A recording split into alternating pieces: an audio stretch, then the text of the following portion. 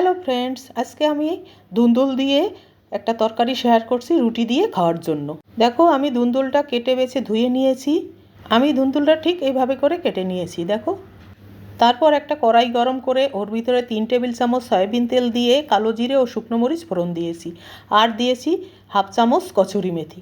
তারপরে দিয়ে দিলাম পেঁয়াজ, কাঁচামরিচ। এখন এইটাকে একটু হালকা লাল করে ভেজে নেব। এবার দিয়ে দিলাম একটা টমেটো কুচি, বড় একটা টমেটো কুচি।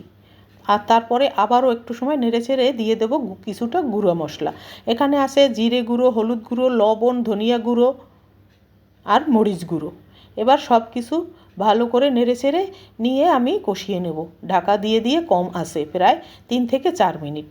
যখন মশলা থেকে তেল ছেড়ে দিবে তখন দিয়ে দেব সেদ্ধ করা আলু।